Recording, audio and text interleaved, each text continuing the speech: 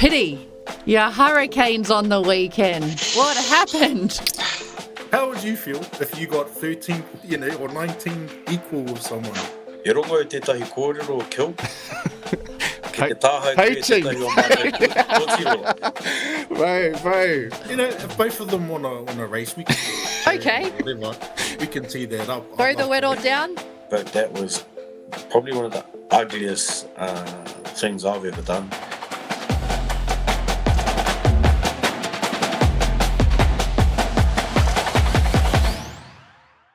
Kia ora. Che. Choo-choo. Tush McFarnate. To Schmick, all right. This is the first episode of Sharpen Up. We're just going to chat some sports with a bit of our own flavour, and we'll just get straight into it. Pity, your Hurricanes on the weekend. What happened?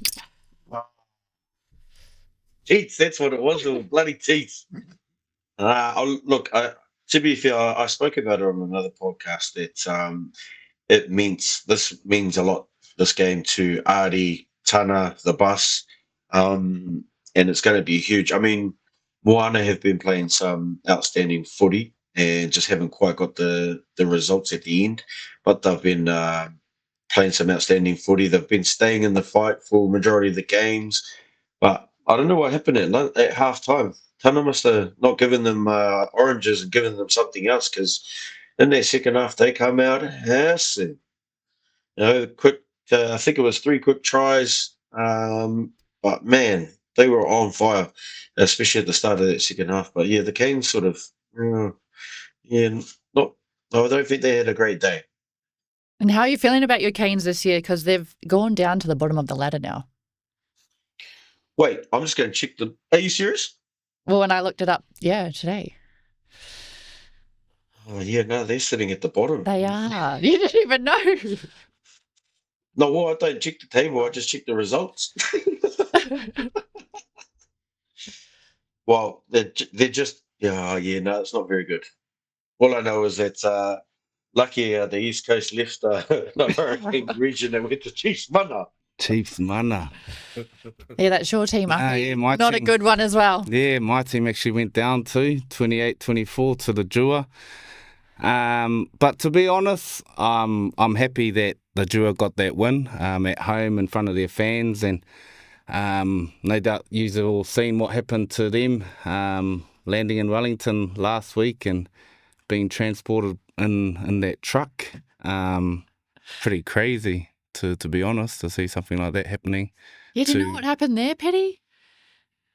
No, I wouldn't have a clue, to be honest. I would have expected that to be the manager's role and things like that. But yeah, that was pretty poor from the Hurricanes, and also, I guess a lot of work needs to go behind NZRU around that as well. But I mean, look what happened. They went home, smashed it, showed what hospitality should be, how it should be done. And to be fair, they are a hard team to beat at home. Like, I think there might be 3, maybe 4 scalps they need to get to complete beating every franchise in Super Rugby. So yeah, they're definitely a team to sort of keep an eye on. And they're going away this week, and I think they're still going to I reckon they'll get the job done. And Jordan, were you impressed with Super Rugby on the weekend? Yeah, it was real. Like the Moana Pacifica game, absolutely. And I wanted to ask Pity, maybe all of you actually, like traditionally, right? I think of Pity Wepu, I think of the Hurricanes, but there was a moment there where the bro, went to tamariki, and then I remember, I think it was a Ma'a bro that just threw you away like a. Shoulder charge. I made his highlights reel. But I think the partai is, what's that like? Like, if you imagine Ari, right? Like that. It'd be sweet to beat your home team, the team that you grew up wanting to play for. But what's that like for you, Pity, like having to play against the Canes? Yeah, that was a tough one. I never really wanted to leave. I left for personal reasons.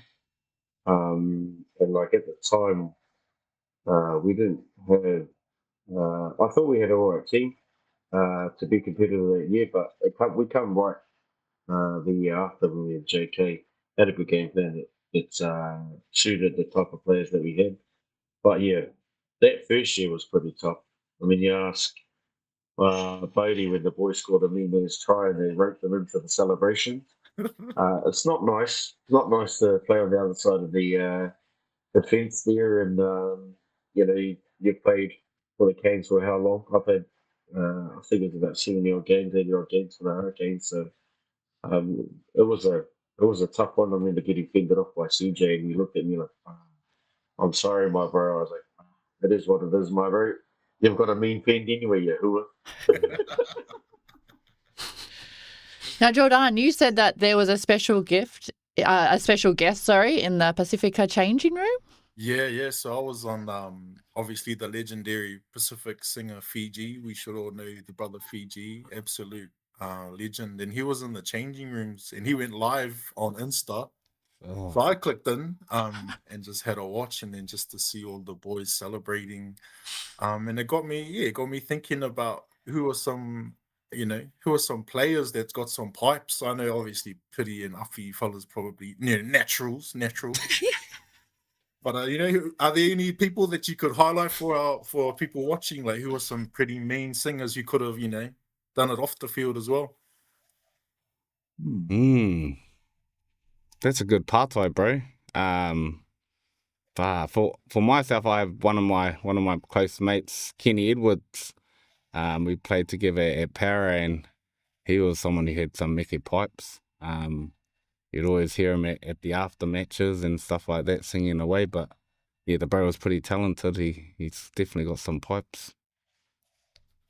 I'd probably say Nanea Tialada. He was a bit undercover though, but he's definitely one that I thought definitely talented with the instruments and could definitely hold a bloody tune. So I was pretty jealous. I never had, my pipes were so bad at school. I hated, honestly, so bad.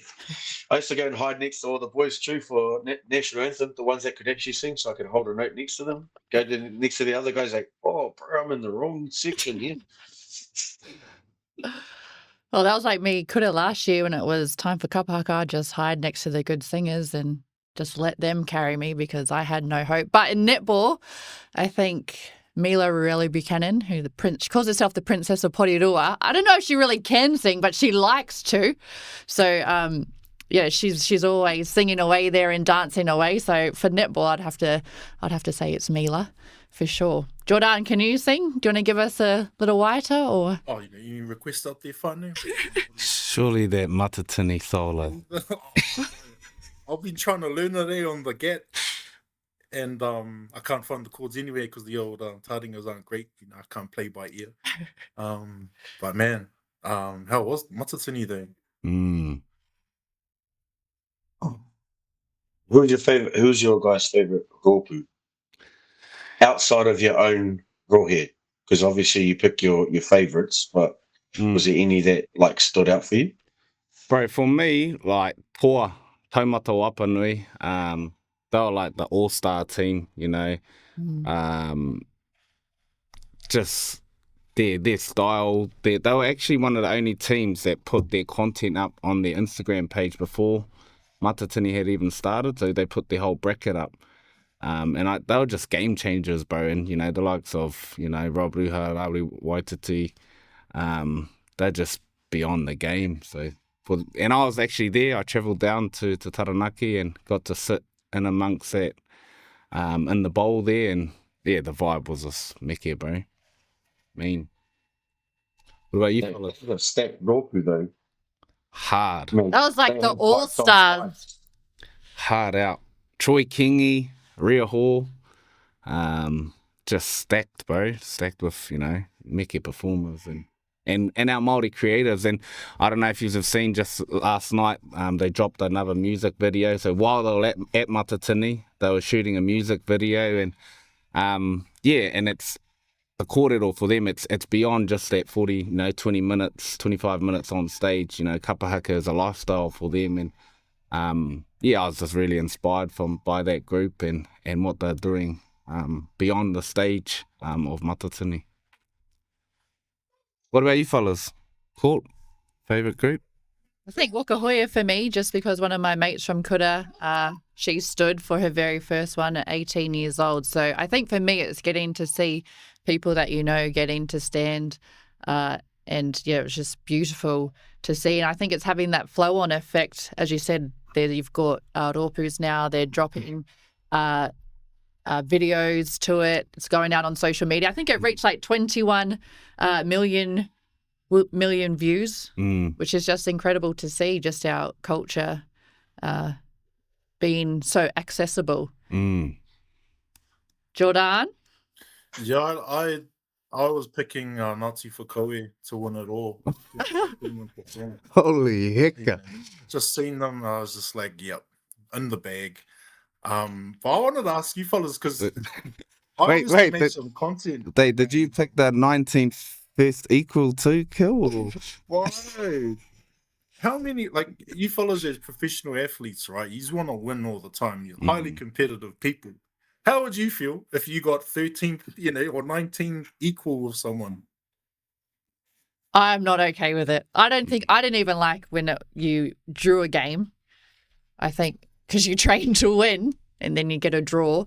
And then, when watching all the 9, I was sitting there counting how many winners equal first there were. But then that was in the categories non-aggregate, right? Yeah.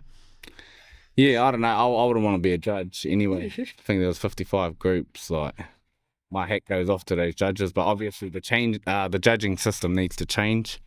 It was a bit of a joke, to be honest. What about you, bro? Who was your ropu? I mean, obviously TPM being from home, I wanted them to do well, but very proud of what they were able to put on stage. Always proud to. Yeah, I was watching from home, and I was getting inspired.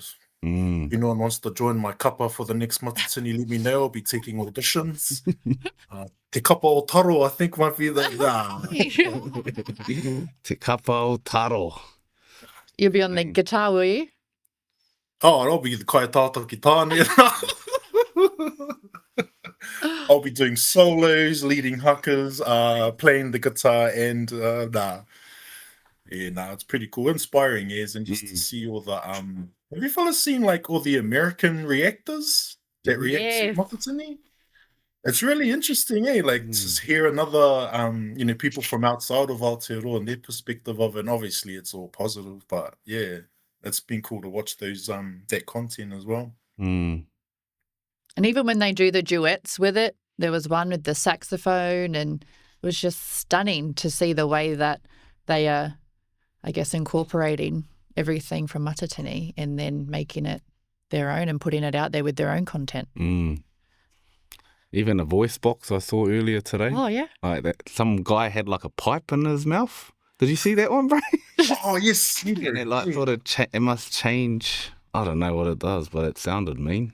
Is that auto-tune? Yeah, it's like a Zapp and Roger, like that old I wanna be your man. Exactly. It's those pipes. There it is. There it is. He's warming up. On at the same time, Pity, it was the World Championships for the Manu diving competition, wasn't it? It was an awesome event, awesome day. There was actually like people heading to a 660 concert, and the bro heads was yelling out to them, "Hey, never mind going over there, hang around here and watch some real action going on." And but yeah, it was me. I had my niece and nephew. They had to qualify up there. My niece ended up winning the rangatau section for the girls. Nice. Wait, were you the judge though? Yeah, I was. She was in it last year, and she gave it her very first bomb or Manu was a freaking backslap. And so she lost all her confidence, and then couldn't recover. And then this year, I just tried to keep her calm. She rocked up in the moon boot, had to take the moon boot up the top, and then was keen to go. So yeah, but she ended up winning it off her first bomb. But it was a mean day. Mean. Get some good prizes out of it too. What are we I talking? think it's like $3,000 for the winner. What? Wow. Yeah, and then like second, I think it's like about maybe half that or $1,000. And then third, you get like probably 500 or something like that. But you get a chance to win like a year's supply of Tip Top ice cream. They had petrol vouchers. actual. They gave five people an opportunity to score everyone a Manu burger. So you had to bomb and get it higher than 7 meters, and someone did it, and so they gave us a code for everyone that was there to use on the app. And kia ora, Manu free burger, give me that. Thank you. We're just asking for a friend who might want to enter the next one. What's the criteria, bro, for in terms of like winning these things? Like, what do you judge it on? Nah, so when you do the prelims, they've got this machine they reckon it's calibrated. I was like, are you sure, bro? Yeah. Didn't like one of But the it just universities do it as well? Yeah, it's I think it's Auckland University. They've got like a machine that just tells you how high the splash was, and so for the prelims, that's all they use, and then for the finals, they have three. We have 3 judges that pick the style, and if it was all goods, and we're only 10% of the actual overall points at the end. So, but yeah, this year we had 12 locations, and Tamariki had 2 of those. And then there was actually a guy that won it. Mara is his name, and he comes second in Whangarei, drove down to Tamariki, won it in Tamariki, so qualified, and then went all the way and won it. The bro that he was up against, was pretty hearty too, so he only just beat him. It was mean as day too. And then we had a celebrity bomb comp as well. Who was in there, bro? Oh, the sis was there. Taylor, she's obviously just announced that she signed with the Sharks. Oh, Tyler King, yes. Yeah. She's she was there. She was nervous as Was she? about it. Yeah. She's was tiny. How was her Manu? Nah, she just did a backflip. I think it was like a backflip, but she didn't care after that. Azura was there. She's obviously on Flavour. Charlie Pomer. Nice. Did you get in? We had. Yeah, I'm like the ambassador. So Scotty's like, bro, you got to go in there and have a crack. I was like, nah, bro. I'll let someone else win the title. She's a love around my brother. But we had one of our Olympians, swimmer, Lewis. Lewis, yeah. Yeah, and he was teats last year. We love honesty. And then after he come back, he'd been practicing his Manus because he was me. Mean. Had good technique and all in his budgies. No. So I might have to tell him if he comes back for next year to defend his title, the bro might have to wear proper money shorts, not the old budgies, just in case he splits them. He'd be no good. We might have a new contender for next year, Jordan. Yeah. You got enough water in there, Kill?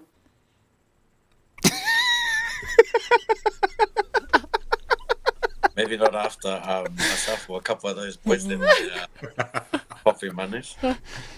Of course, man, it's the Moana. Probably no good at low tide for the big boppers. Oh, well, we've got a year to practice before the next one. You mentioned Tyler King, who's one of our Wahine rugby players here. Something that caught my eye on the weekend, the Opiki. It was a rematch of the final, Blues and the Chiefs. And the Blues, they stole it right at the end. Portia Woodman-Whitcliffe, she was just outstanding. There was no way they were stopping her. She just forced her way over that line and won it for the Blues. Have you guys been watching it much? Yes. Because, what I've been like impressed about with the women's game for the Opaki is like there's been a few games down to the wire. Obviously, you know, Matatini, the Blues and the Chiefs have been going pretty well. Not so much the Poa, but I mean, like, what I've been enjoying is the style of footy that the girls have been producing. It's quite entertaining. There's good matchups across the board as well, like Caitlin versus Ruby. What about that one? Like, that was a mean matchup. Like, her trying to turn Rubes inside out to score in the corner, but Rubes still able to get there, and she thought she had done the job and recovered to try and save that. But I mean, if that was me trying to chase, I would have gave up at the 5. Wouldn't even got a hand on Caitlin Cheese. But it's just the fact that the matchups across the board have been awesome, and like each team are not sort of dying or giving up. They're actually competing until the final whistle, which has been making it very entertaining to watch.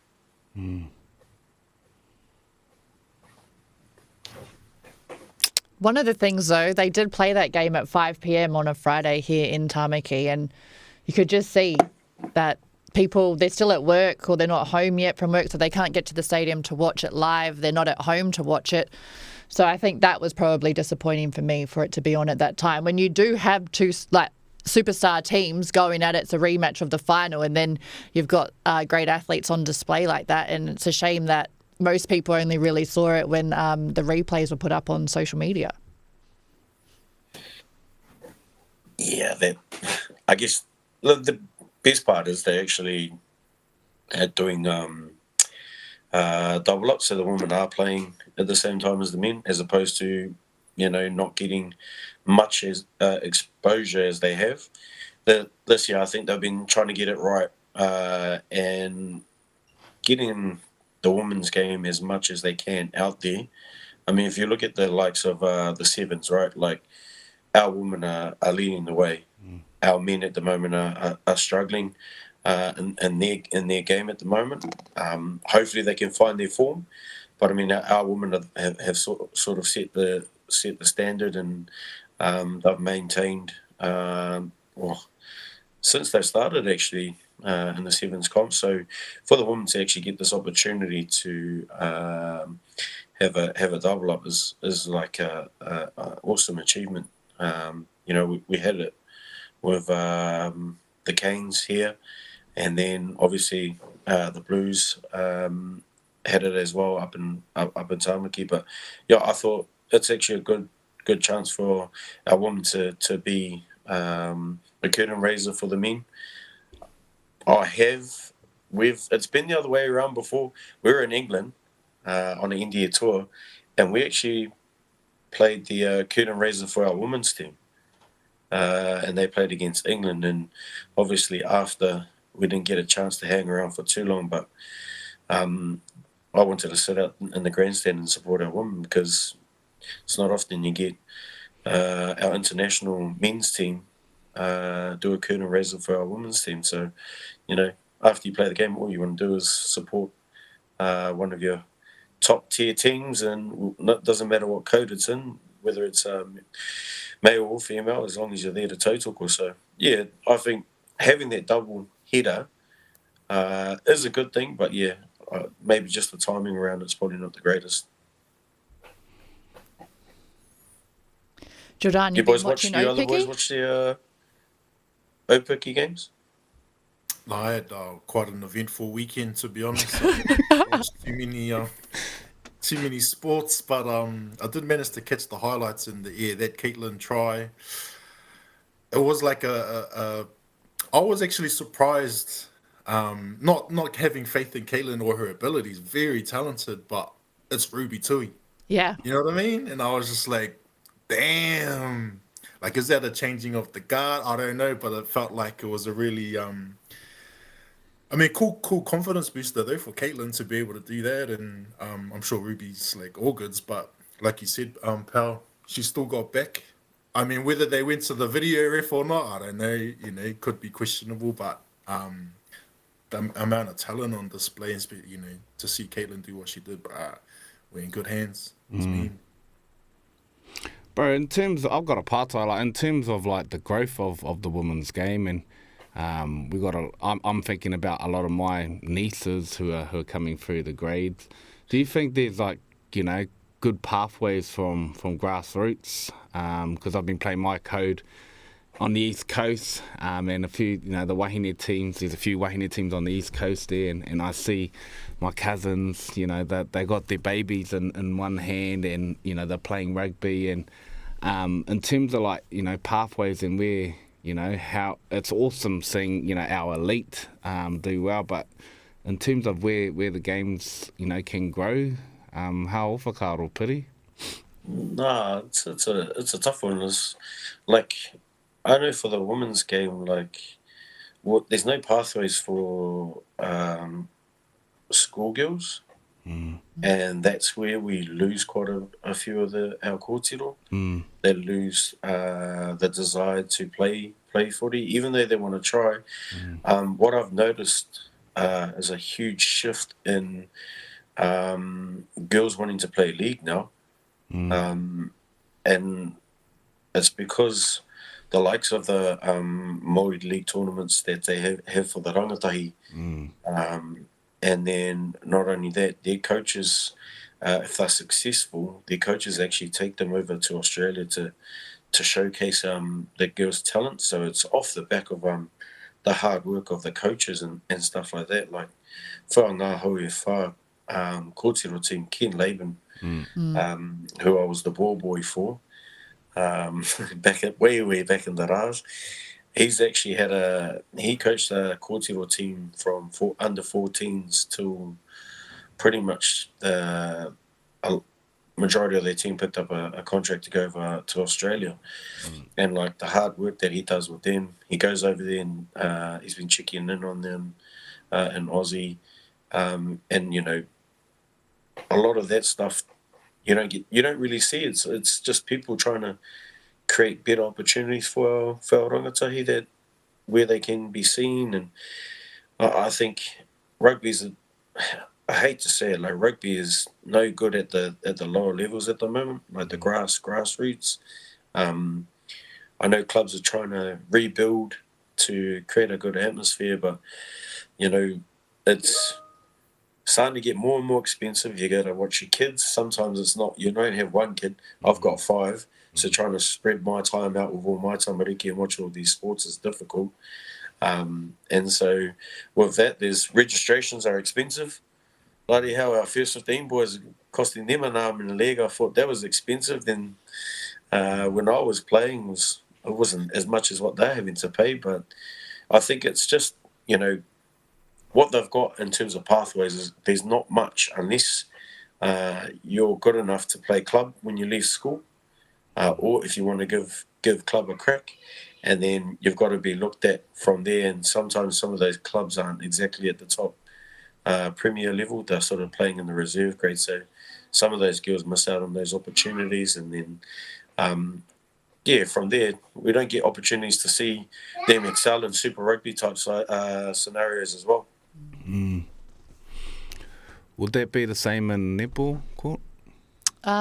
We've got pretty good netball pathways, which is good to see, but like Pity said, you see that drop off around those teenage years, and it's figuring out how to keep them involved. And then they do want to play, venture out and try sevens, and they want to try rugby league now. So I think the biggest thing for netball is how do we, like Pity said, provide them with the path, keep them in the game, but make it accessible for everyone, and not put those fees through the roof, and just make sure that we can still provide somewhere for, I guess, our kōtiro, our wahine to keep playing sport. Have you seen many with your work that you do in Ngāti Porou? Yeah, so we've got under 15s and under 17 Ngāti Porou Rugby League tournament coming up in a couple of months, and we've got our first wānanga in a couple of weeks, and we've had about 50 girls interested from the East Coast. So and we had our first year last year, and for us, it was just dipping our toes in the water and giving our girls an experience.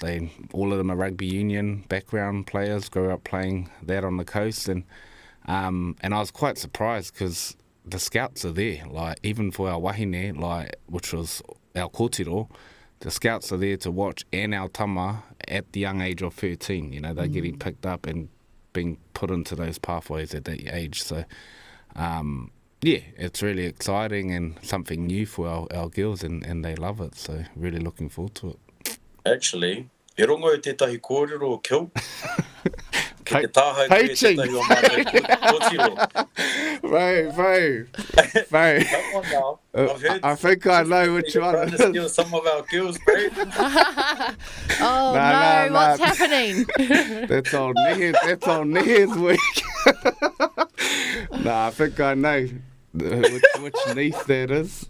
She's got whakapapa ties to Ngāti Pro, so she should be coming in and representing us too. Hey, so that's a good steal if you get that over the line, Kil. What about in the Waikato, Jordan? Bro, to be honest, I was just thinking my sister and her 3 girls recently moved from Naruawahia to Gold Coast, and I was over there recently. And I'll never give Australia props, bro. Ahitereiria to me is a holiday destination and that's it. But honestly, the junior kind of sports programs and what my nieces were able to be involved, like they're so busy during the week.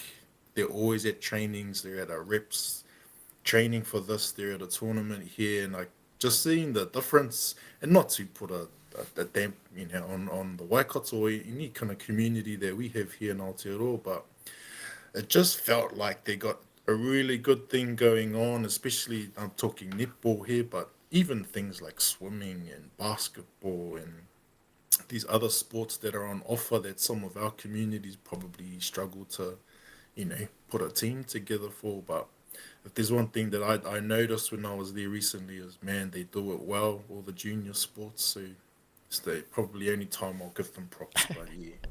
And I'll talk of that because I grew up in Australia, and the development system there compared to here when I moved over here, it was very different. And like you said, Uppy, like over there, I was in the system from 13 years old, and I was already on a pathway from 13. I'd got scouted playing for Penrith, and then from then on, I was in the system, and I knew what my pathway was to get to the top. So, like you said, Jordan, it's all available for you there, and they have it all set out for you, and you're doing netball, but you're doing touch, you're doing athletics, you're doing absolutely everything, and they do that very well, I think.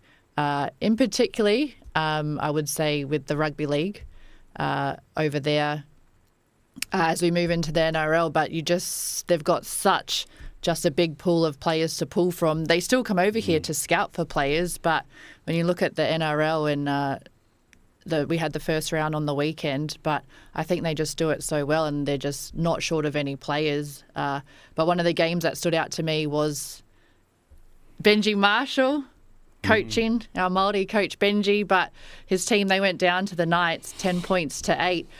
Jerome Luai, though, from Penrith, played his first game in Tigers colours, and I thought he went well in the halves there, and he seems at home. And I just want to know, Uppy, you used to play league? Yeah. I watched that game. Tigers were up 8-0 at half time, and they were travelling really well. And round one's quite hard, because you're coming off a back of a long, 8-week pre-season, and you just want to get out there and practice what you've been training for the past few weeks. And I was really impressed with the Tigers from, their bad few years. But mainly for Benji, like as you said, he's our only Māori coach and sort of leading the way in that space. And I guess we understand how that can feel sometimes as being, isolated and the only Māori in those spaces. And I experienced that personally. So just, getting in behind the bow and supporting and, just sort of... really keen to see how they develop throughout the season.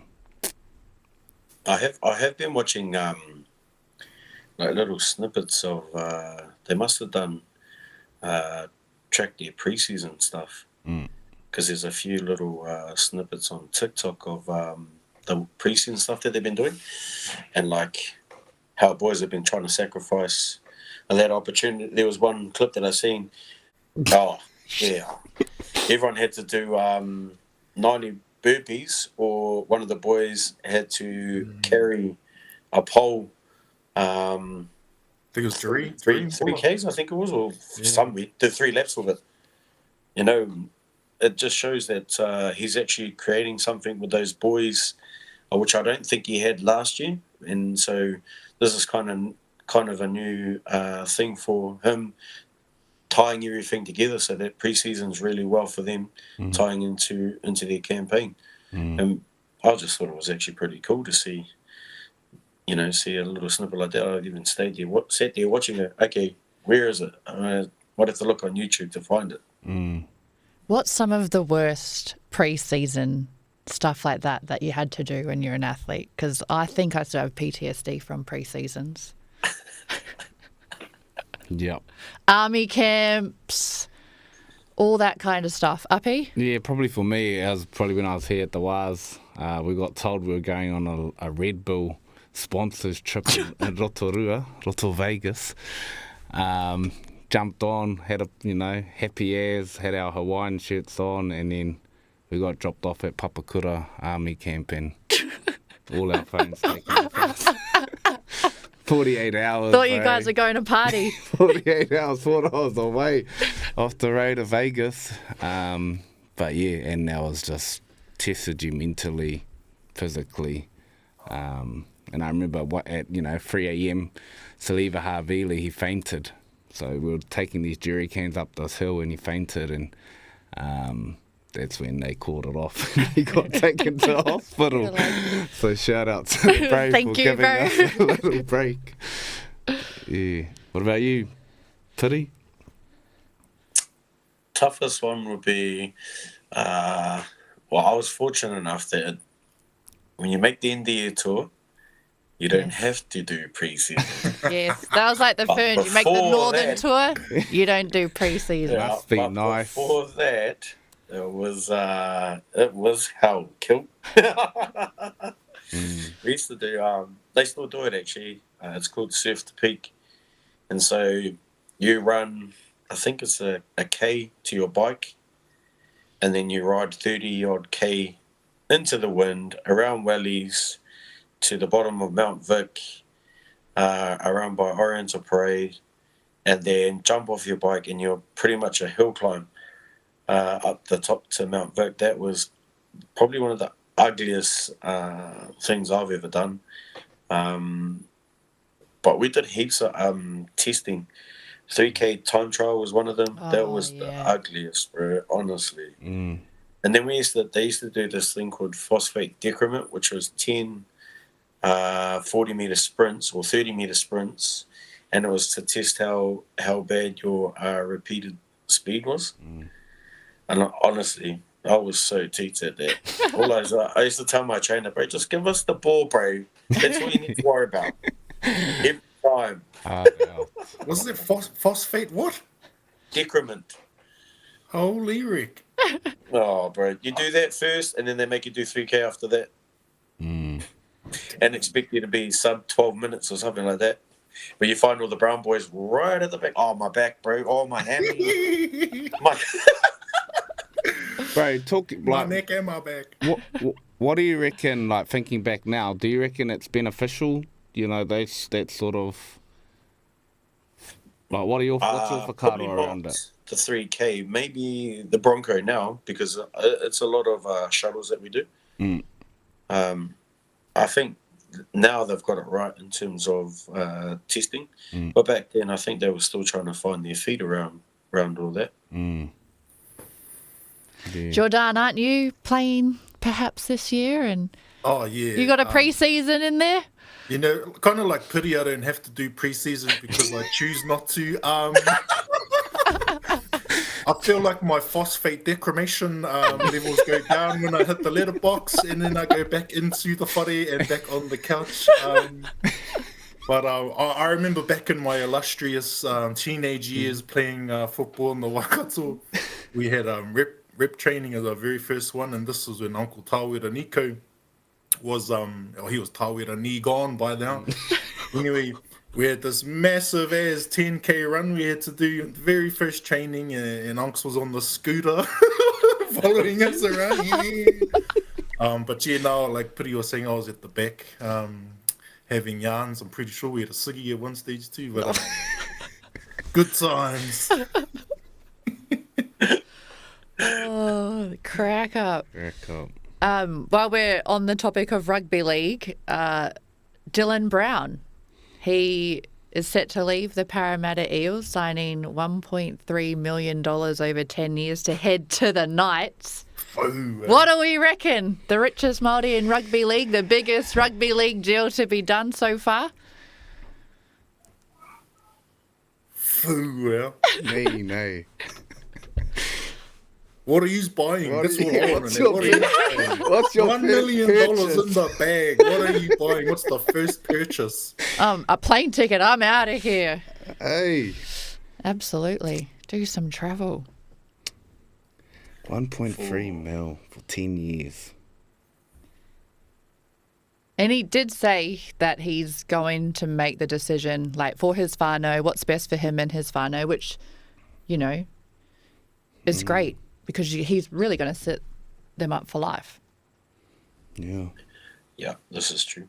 I know. He's from But North that's, Sea. it's the as long as like he's got financial backers to help him out with all his stuff, like that's the hardest part. Like I know for the young ones that strive to be or want to be NRL players, when you don't like when you're young and you get sent over to Aussie, you know, they don't have that support.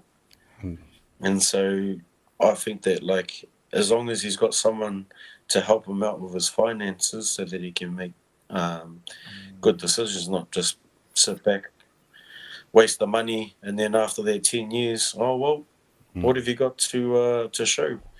Hopefully someone shows him some good investments and leads him down the right track, because I know my time when I was playing, you know, I never had that opportunity to have someone in my corner. I was just lucky my agent, we worked together. I went to go and buy a car, and the bro reckons, nah, we're going to buy a house first, boy. Sharp I enough. said, oh, I can see. And I saved up quite a bit of money, and he goes, how much money you got? And I said, I told him I got this much. He goes, nah, we're going to buy a house now. I said, no, can I just buy it in cash? I don't like to deal with debt. I'm with trouble later. But did you get the But- whare? But I was just lucky that he pushed me in the right direction, helped me set up all my bills that I needed to pay and stuff like that, which was cool. Pity, what is it like when, or what would Dylan be thinking about, or when you do get to sign a big deal like that, or I'm assuming with you and moving some of your French deals, getting paid the euro? I was just fortunate, but I was just lucky that I had my agent at the time, Bruce Sherrick, who helped me out with organising me or pushing me to buy my first ever house and telling me that it's an investment. Even though in my head I'm like, how is that an investment, bro? Like, I have to pay more money towards it. I want to buy it outright so I don't have to pay money to it later and I can keep the money. But and it's just explained to me that things like cars and that can depreciate, Yeah. as opposed to a whare can actually make money. So yeah, I don't know, if it was me and I had that I'd probably look to invest in, set the whānau up for good.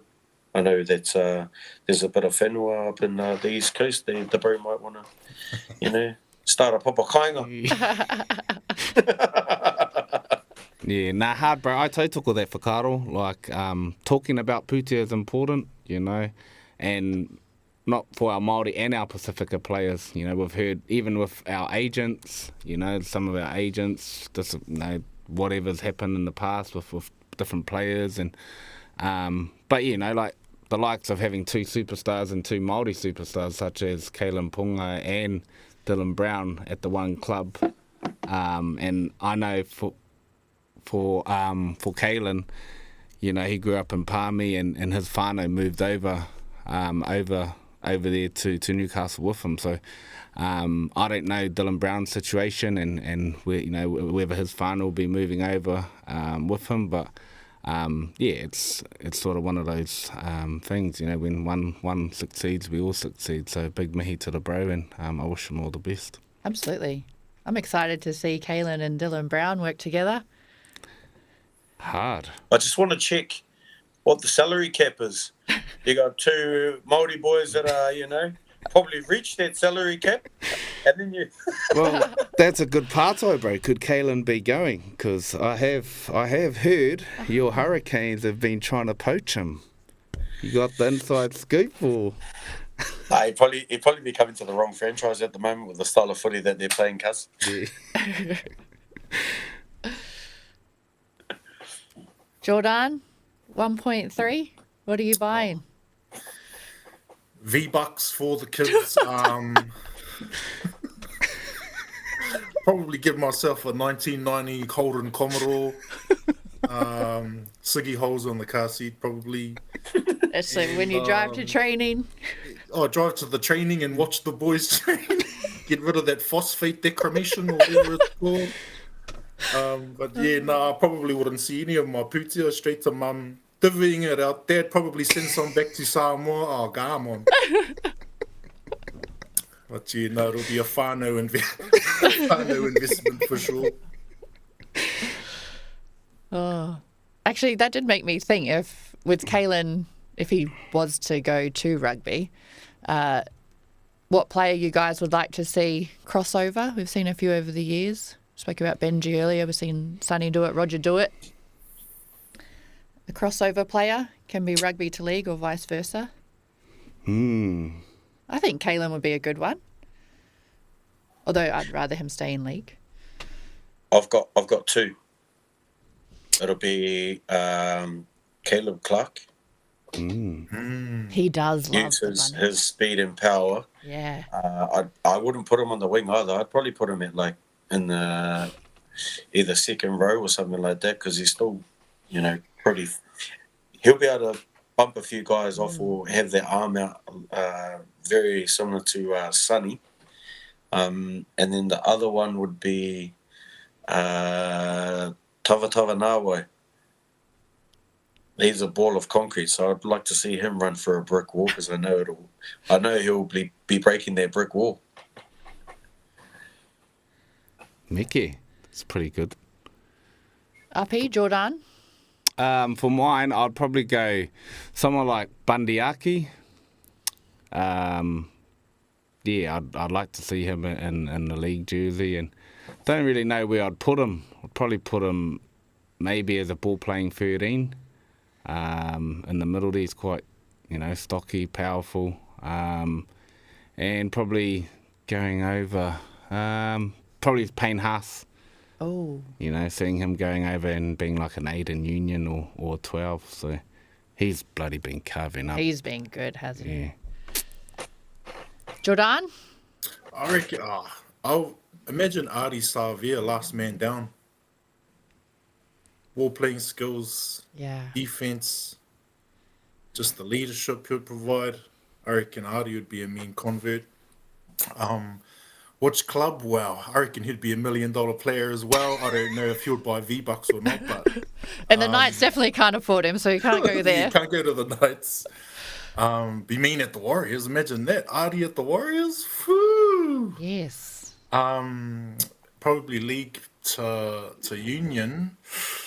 I reckon it'd be cool to see someone like James Fisher. I reckon he'd be interesting, because I kind of liken him to like the Ruben Thorne type. Oh no, what's his name? The Brad Thorne. Brad Thorne. Brad Thorne. That hard man kind of. Yeah. That would be interesting, I reckon. Do you reckon Adi will throw that Fijian dummy that he always throws?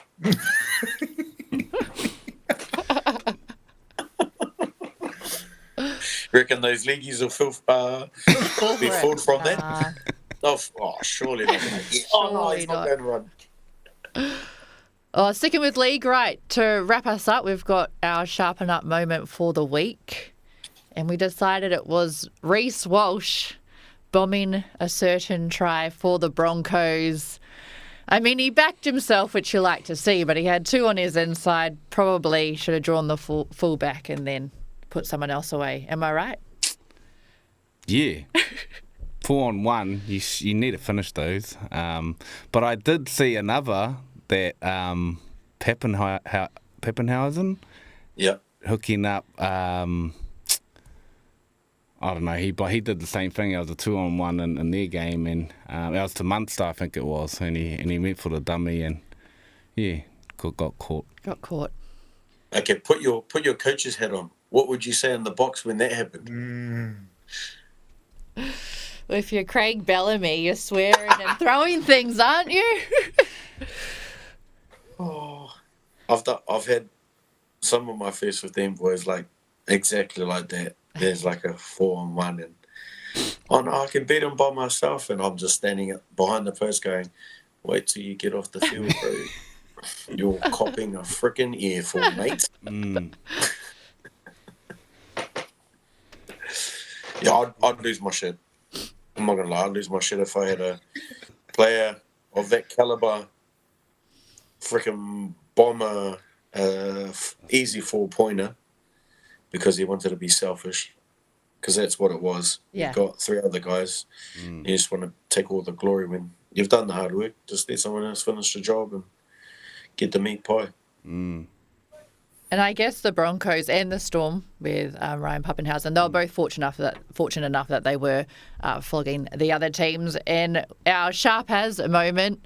Well, for me, I like the Broncos Ben Hunt try, where I think almost every Bronco player touched the ball for that try. And Jesse Arthurs with some nice little footwork there. I think he was good all game. But for me, I really liked that Broncos team try. Did you see that one, boys? I did. You did? I did. I think I've seen that and all the other tries that they scored too, bro. Because there were so many, right? Hey, the horses were getting up, G. They were on, eh? All my talking mates were giving me crap. I say, bro, you can't eat the horse this week, cuz. Jordan, But yeah, that was a good try though. Like yeah.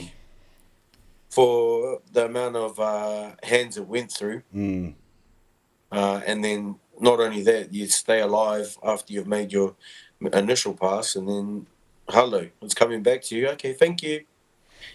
Namahe. Mahi. Jordan, any Sharp has moments for you? I like Portia Woodman-Whitcliffe's try, Caitlin's try.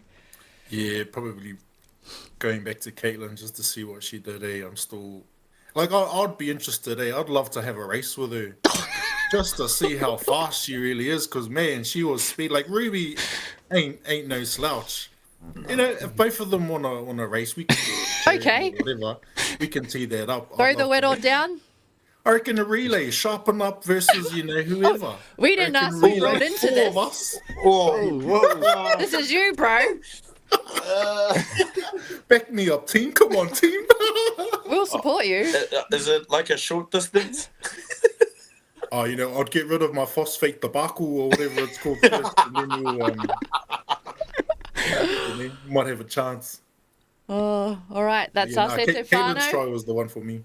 Nice. But I reckon that's us for our first episode of Sharpen Up.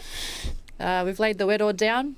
Jordan taking on Caitlin and Ruby. And Ruby. See when we can get that one out. Yeah, I reckon let's try and tag those two in it just so that they can be like, oh, you come on then. We're talking about Manus, eh? Yeah. We're talking about Manus, eh? Make it an all-round competition. All right. Good to see everyone. And ka kite anō. Ka kite anō. Chirp, chirp. See?